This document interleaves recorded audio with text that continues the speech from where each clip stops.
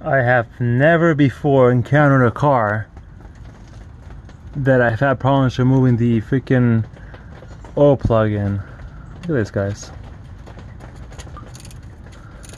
I mean, I've seen stripped bolts, but I've never seen like the actual threads on the oil pan being stripped before. This is spinning, spinning, spinning. As you can see, it's not loosening up at all. I don't know if you can see chunks of aluminum coming out with the oil. Ridiculous. Such a skinny bolt too. Well, you can see the bolt spinning, spinning, spinning, and it has not moved an inch.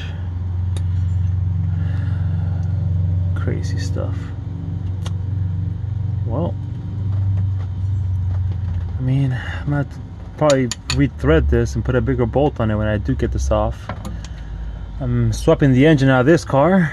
It's got a blown head gasket, and I don't want to deal with doing a head job on this and then timing it and everything. But yeah, doesn't look as very well maintained anyways. That oil is dark, nasty. The engine inside is nice and brown.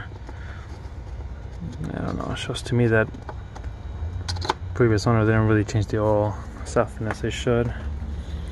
Surprisingly enough, the oil is not getting coolant in it, but there is oil getting in the coolant as well as exhaust.